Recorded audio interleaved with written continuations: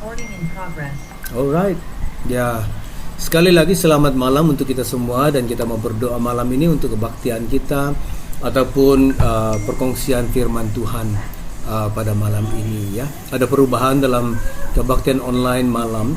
Kita tidak lagi masuk dalam pujian penyembahan, tapi kita akan langsung masuk firman Tuhan. Ya, terus masuk ke dalam firman Tuhan. Dan mari kita berdoa supaya Tuhan memberkati firman Tuhan malam ini dan juga memberkati kita pada malam ini. Haleluya. Bapa, dalam nama Yesus Engkau berkati ibadah kami malam ini saat kami mendengar firman-Mu.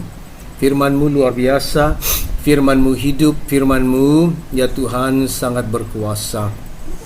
Firman Tuhan menciptakan segala sesuatu.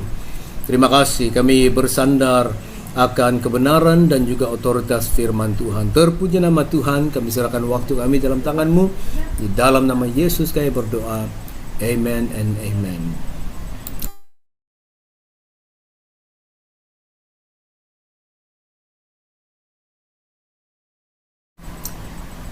Oke, saya akan masuk langsung firman Tuhan malam ini, saudara-saudara. Saya akan mengongsikan firman Tuhan berasaskan tema pada tahun ini, ya.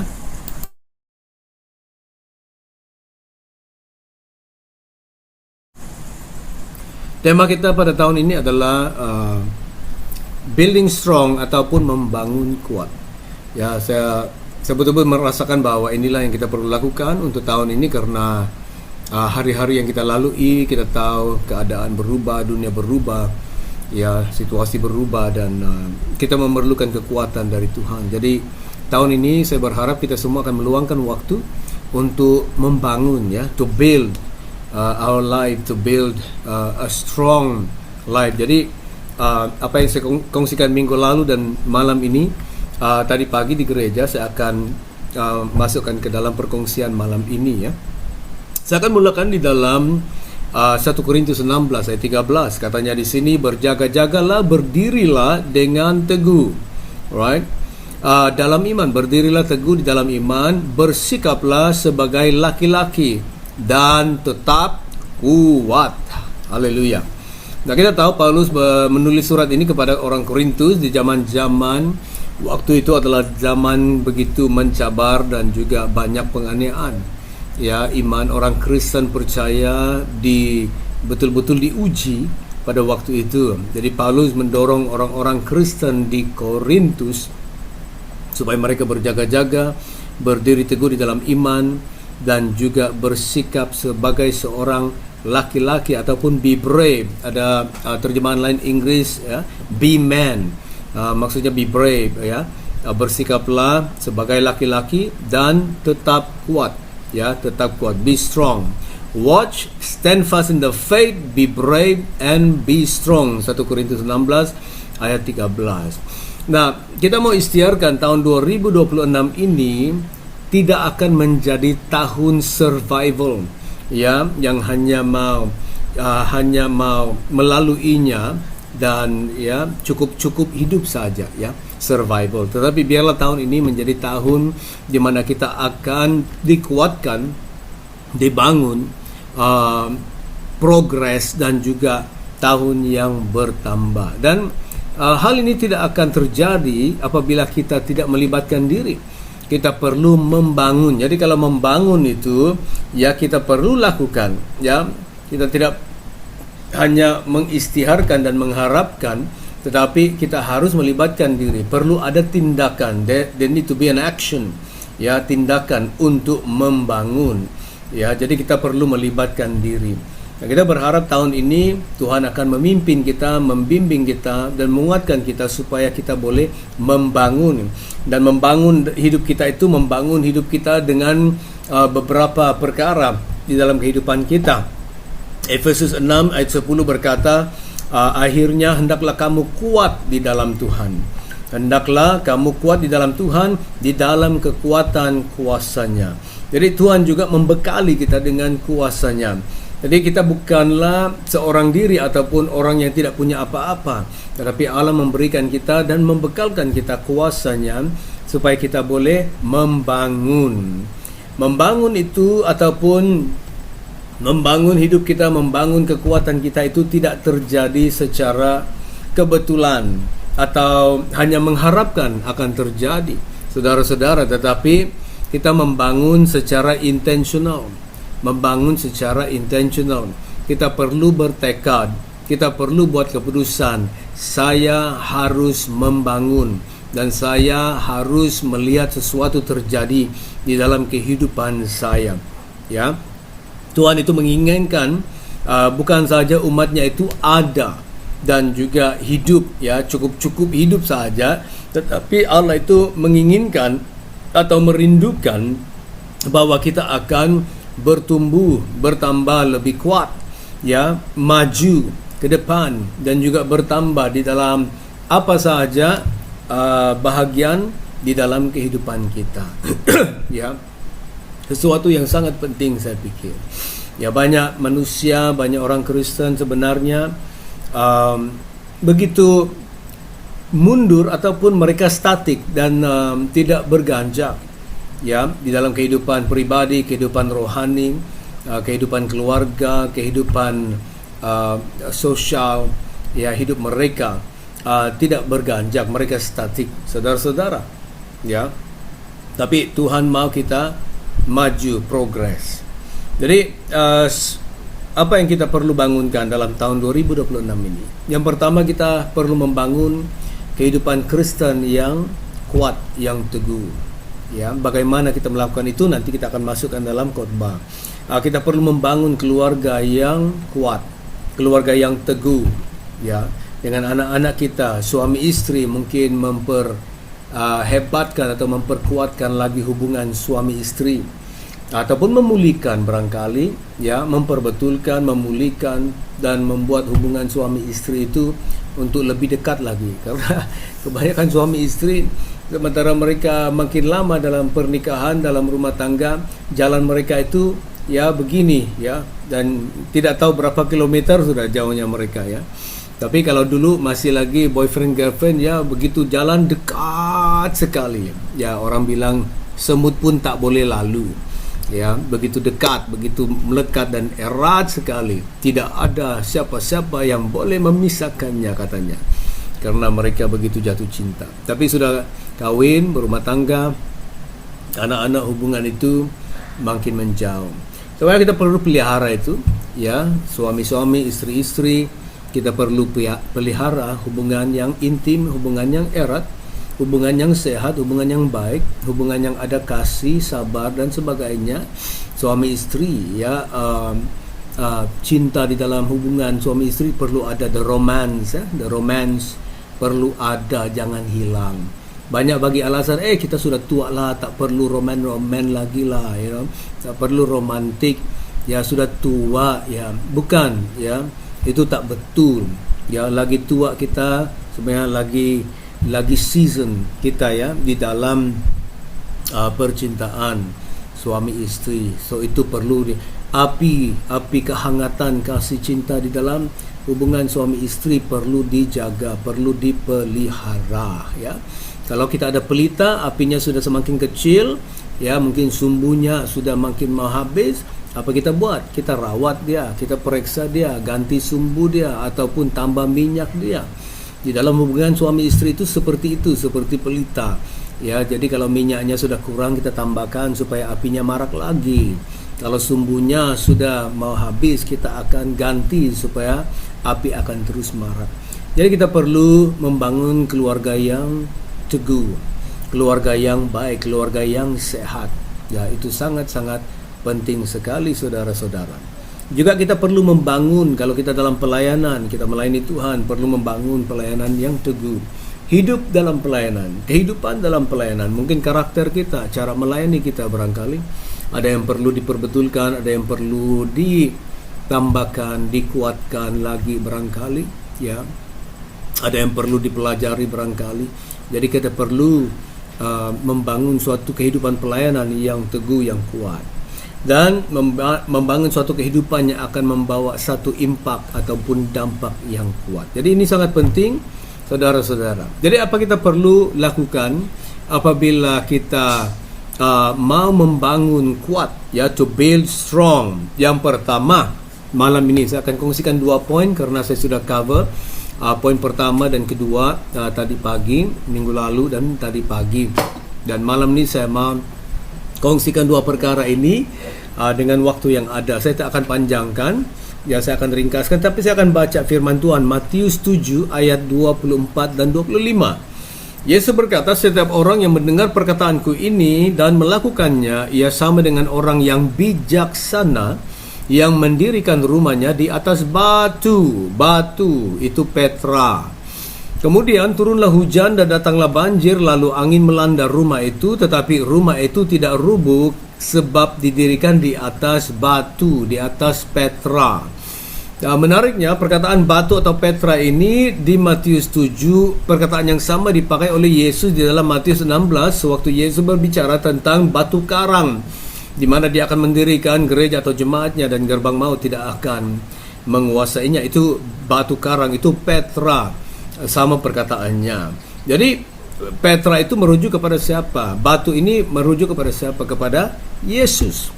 Orang yang mendirikan rumahnya, orang yang mendengar perkataan Yesus dan melakukannya itu adalah orang yang bijaksana mendirikan rumah di atas batu. Ini orang bijaksana. Dia membangun, dan dia membangun dengan bijaksana, membangun di atas batu. Karena apa? Karena dia mau membangun suatu rumah yang kuat. Ya, hujan turun, banjir datang, angin melanda, rumah tidak roboh karena rumah didiri di atas batu, di atas Petra. Yang pertama, apa yang kita perlu lakukan untuk membangun kuat tahun ini adalah kita perlu membangun di atas landasan ataupun dasar yang betul, yaitu Petra. Itu adalah Tuhan Yesus Kristus. Kalau kita orang percaya, kita orang Kristen, biarlah hidup kita dibangun di dalam Tuhan Yesus Kristus. Jadi memulakan tahun ini, kita perlu membuat suatu komitmen yang baru kepada Tuhan Yesus, menyerahkan hidup kita kembali kepada Tuhan Yesus, mempersembahkan hidup kita kepada Tuhan Yesus, memperbaharui, memperbaharui iman kita, iman percaya kita kepada Tuhan Yesus Kristus. Mungkin tahun-tahun yang sudah, mungkin tahun lalu juga, mungkin kita kurang di dalam menyembah Tuhan, di dalam kita punya kesetiaan kepada Tuhan. Our devotion to God is lacking barangkali tahun lalu atau tahun-tahun yang sebelumnya. Tahun ini kita bertekad dan kita buat keputusan, saya mau suatu hubungan dengan Yesus yang sangat erat, dan saya mau setia kepada Tuhan dengan menyembah Tuhan, beribadah kepada Tuhan setiap minggu, membaca firman Tuhan, berdoa dan sebagainya. Kita lakukan, berdiri di atas landasan, kita membangun hidup kita di atas suatu dasar yang dipanggil Petra, yaitu Tuhan Yesus Kristus, batu ataupun batu karang yang disebutkan dalam Matius 7 dan juga Matius 16. Saudara-saudara, kita perlu memulakan suatu perjalanan, memulakan kehidupan yang betul di atas dasar yang betul. Kalau kita meletakkan ataupun membangun hidup kita di dalam dasar yang betul, pertumbuhan kita adalah pertumbuhan yang baik dan sehat, saudara-saudara. Ya, boleh dijamin, boleh dijamin. Jadi memulakan tahun yang baik adalah memulakan dengan suatu fondasi ataupun dasar yang betul. Jadi kalau ada ribut taufan melanda rumah yang dibina di atas batu ataupun kehidupan yang dibina di atas batu karang, yaitu Yesus, tidak akan roboh. Bagaimana membangun fondasi yang kuat di dalam Tuhan? Yang pertama, kita perlu hidup dalam mentaati firman Tuhan setiap hari. Yakobus 1 ayat 22. Katanya, tetapi hendaklah kamu menjadi pelaku firman dan bukan hanya pendengar saja, sebab jika tidak demikian kamu menipu diri sendiri. Jadi melakukan firman Tuhan, membaca, melakukan firman Tuhan, mendengar, melakukan firman Tuhan, sebenarnya melakukan sesuatu yang sangat-sangat baik di dalam kehidupan rohani kita. Kita akan menjadi kuat, kita akan menjadi teguh, kita akan mengenal kebenaran, kebenaran akan memerdekakan kita, kita akan dibebaskan, kita akan dimerdekakan, ya, karena kita mengenal kebenaran firman Tuhan. Jadi kita perlu membaca, mendengar, dan melakukan, taati firman Tuhan. Yang kedua, kita perlu membangun suatu hubungan yang dalam di dalam Tuhan Yesus Kristus. Yohanes 15 ayat 5. Tuhan Yesus berkata, akulah pokok anggur dan kamulah ranting-rantingnya. Barang siapa tinggal di dalam aku dan aku di dalam dia, ia berbuah banyak, sebab di luar aku kamu tidak dapat berbuat apa-apa. Yesus sendiri yang mengatakan, di luar dia kita tidak boleh berbuat apa-apa. Kita perlu tinggal di dalam pokok anggur. Kita adalah ranting-rantingnya. Yesus adalah pokok anggurnya. Kita perlu dicantumkan di dalam pokok anggur itu, yaitu Tuhan Yesus sendiri. Kita perlu ada hubungan yang intim, hubungan yang aktif bersama dengan Tuhan. Setiap hari bersekutu, setiap hari kita merasakan hadirat Tuhan, setiap hari kita ingat Tuhan, setiap hari kita berjalan bersama dengan Tuhan. Itu bukan gila, saudara-saudara. Malahan gila lah orang yang tak buat begitu, yang tak endahkan Tuhan, yang tak ingat Tuhan. Ya, tapi kalau orang yang hidup seperti ini ada hubungan yang erat bersama dengan Tuhan, dia akan merasakan Tuhan setiap hari, dia akan ingat Tuhan setiap hari karena dia jatuh cinta sama Tuhan. Tengoklah orang yang jatuh cinta, saudara-saudara. Apa yang dia pikir? Orang yang dia cinta itu saja. Itu saja yang dia ingat. Alright. Ya. So, kita perlu jatuh cinta dengan Tuhan. Hubungan yang dalam, deep relationship with Christ. Haleluya. Terpuji nama Tuhan. Yang ketiga, kita perlu ada kehidupan yang berakar di dalam kebenaran, bukan dengan perasaan. Kehidupan Kristen bukan kehidupan yang berlandaskan perasaan. Saya bukan pergi ke gereja karena saya merasa saya mau ke gereja hari ini. Saya pergi ke gereja beribadah karena saya mau taat kepada Tuhan, bukan karena perasaan. Kadang-kadang saya tak pun mau pergi ke gereja, tapi karena ketaatan, karena saya berakar dalam Tuhan, saya pergi gereja. Walaupun saya merasa seperti, hari ini penat, hari ini capek, hari ini ya sangat sibuk, ya. Tapi saya pergi juga. Ya. Jadi jangan berlandaskan perasaan. Percaya Tuhan, ikut Tuhan, mentaati Tuhan, mengasihi Tuhan, bukan berlandaskan perasaan. Orang Kristen hidupnya bukan berlandaskan perasaan, tetapi hidup yang sudah berakar. Dan karena kita berakar, kita hidup taat kepada Tuhan. Itu cara kita membangun suatu fondasi yang teguh di dalam Tuhan Yesus Kristus. Biarlah tahun 2026 ini menjadi tahun di mana kita berakar, kita akan menjadi teguh, dan juga kita menjadi orang yang tidak dapat digoyahkan. Ya. Amin. Haleluya, haleluya. Yang kedua saya kongsikan tadi pagi di gereja sini, saya mengambil waktu karena khotbah saya khotbah cara yang berbeda dengan ini, karena saya ada outline, tapi saya khotbah dengan hati saya, merasakan gerakan Tuhan, apa yang Tuhan mau letakkan dalam hati saya. So itu yang saya khotbahkan. Tapi karena malam kebaktian malam itu kita punya masa terhad, jadi saya khotbah seperti ini. Alright. Yang kedua, kita perlu membangun kehidupan dalam yang kuat. Sudah kita membangun di dalam Yesus, sekarang kita membangun di atas Yesus dengan hidup dalaman, alright, atau hidup batin, hidup rohani dengan kuat. Kita adalah roh. Ya, dan sebenarnya orang yang sebenarnya kita adalah roh. Dan kebanyakan orang Kristen dia kelihatan sehat di luar, tetapi di dalam dia sakit, rohnya sakit, rohnya tak cukup makan. Ya, karena kurang beribadah, kurang berdoa, tidak hidup bagi Tuhan dan semuanya. Efesus 3:16 berkata, aku berdoa, ini Paulus katanya, aku berdoa supaya Ia, yaitu Allah menurut kekayaan kemuliaannya, menguatkan dan meneguhkan kamu oleh rohnya di dalam batinmu. In your inner man, ada manusia di dalam sini, itu dipanggil manusia roh di dalam batinmu.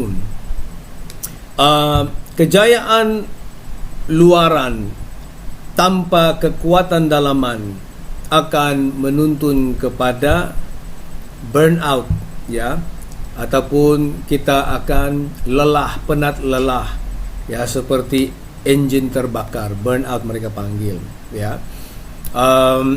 Tuhan mau kita membangun kehidupan dalaman kita. Efesus 6 itu menyatakan Tuhan mau menguatkan kita di dalam batin kita atau manusia roh kita, spiritual strength. Bagaimana kita melakukannya ini?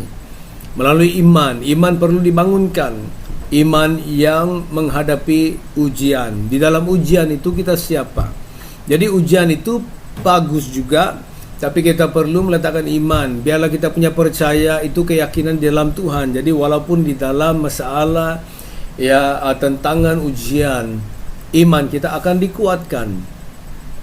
Iman itu memerlukan ujian untuk dikuatkan. Dalam Yesaya 40:31, tetapi orang-orang yang menanti-nantikan Tuhan mendapat kekuatan baru. Mereka seumpama raja wali yang naik terbang dengan kekuatan sayapnya. Mereka berlari dan tidak akan lesu. Mereka berjalan dan tidak menjadi lelah. Ya, jadi nantikan Tuhan. Itu maksudnya berdoa, saat teduh, meluangkan waktu di dalam Tuhan. Ya, banyak orang berkata, saya tak boleh doa panjang, saya tak boleh berdoa lama, karena saya tidak tahu apa mau dikatakan kepada Tuhan. Habis kata-kata saya. Sebenarnya tak perlu seperti itu. Bertahan di dalam doa tidak semestinya kita banyak kata-kata. Bertahan di dalam doa tidak semestinya kita ada banyak mau bagi tahu Tuhan. Sebenarnya kita perlu mendiamkan diri di hadapan Tuhan lebih banyak sebenarnya daripada berkata-kata. Ya, hanya tinggal katanya mereka yang menanti-nantikan Tuhan, okay? Bukan mereka yang banyak berdoa kepada Tuhan atau banyak berkata-kata kepada Tuhan, tapi mereka yang menanti-nantikan Tuhan. Menantikan itu juga memerlukan harapan, expectancy. Menantikan itu memerlukan juga keyakinan, percaya. Saya menantikan Tuhan, saya percaya Tuhan ada, saya percaya Tuhan akan mendengar, saya percaya Tuhan menjawab, saya percaya Tuhan menjamah, Tuhan bekerja. Itu expectancy ataupun iman, keyakinan, percaya di dalam menanti-nantikan Tuhan. Ya, itu kuncinya di dalam doa. Kalau kita mau berdoa, bertahan di dalam doa, doa panjang, banyak. Dulu saya pernah ikut doa berantai, doa sepanjang malam, ya, semalaman, doa 24 jam, doa 72 jam. Saya banyak. Jadi dulu kan kita muda. Orang muda tak tahu apa-apa. Gereja atur doa berantai berapa jam.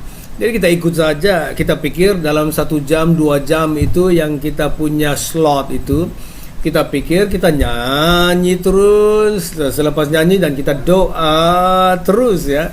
Dan apa yang terjadi selepas 2 jam, 3 jam? Kecapean, keletihan. Dan kebanyakan kali tidak ada kata-kata lagi dan doa disampaikan. Tapi sebenarnya bukan begitu. Ya, doa semalaman, doa berantai, kadang-kadang banyak cara-cara berdoa. Dan tidak semestinya sepanjang jam itu kita berkata-kata dan berdoa kepada Tuhan. Ada waktu kita mendiamkan diri, mendengar kepada Tuhan, mendiamkan diri, baca firman Tuhan, mendiamkan diri dan nanti-nantikan Tuhan. Itu saja. Tetapi sesuatu yang luar biasa terjadi di dalam kehidupan kita. Manusia roh kita menerima kekuatan yang baru. Luar biasa, saudara-saudara. Amin. Amin. Saya harap kita mengerti dan tangkap itu. Itu kuncinya. Yang kedua, kita perlu dibangunkan atau dikuatkan di dalam karakter. Dalam karakter kita. Karakter ini akan melalui dan mengalami suatu tekanan, pressure in life. Ya, banyak orang berjaya, banyak orang mereka sukses, tetapi mereka burn out. Ya, tadi pagi saya kongsikan dalam gereja, banyak kita tidak sadar bahwa banyak orang yang berjaya di sana, di luar sana, menjadi CEO company, manager, orang besar company, banyak company yang dia kendalikan, tetapi rumah dia berantakan atau rumah tangga dia berantakan. Ya, kebanyakan tuh ada yang sudah cerai, kawin lagi, cerai, ada yang anak di sini, anak di sana kan, tapi mereka orang berjaya, mereka CEO. Bukan semuanya, tetapi banyak yang terjadi seperti ini. Kenapa? Karena mereka tidak ada kekuatan rohani, manusia roh lemah, tiada kekuatan batin. Jadi tidak boleh menampung beban tanggung jawab. Dan karena itu mereka rasa kesunyian, kecapean, mereka burn out, pergi night club lah, cari perempuan lah, ini dan semuanya. Ya. Dan saya tidak mengatakan semua, tetapi ada yang terjadi dan banyak sebenarnya. Ya, banyak sebenarnya. Jadi kita perlukan kekuatan di dalam karakter. Saya berpikir, kadang-kadang saya baca Alkitab ini, saya pikir ya, Rasul Paulus orang luar biasa. Dia telah menanam, memberitakan Injil lebih banyak daripada para rasul-rasul Yesus yang melihat Yesus. Sedangkan Paulus tidak pernah berjalan dengan Yesus selama 3 tahun. Dia mengalami suatu penampakan lawatan Tuhan Yesus dalam kehidupan dia, tapi bukan seperti rasul-rasul yang lain yang hidup bersama dengan Yesus. Tetapi pekerjaan Paulus lebih banyak daripada mereka.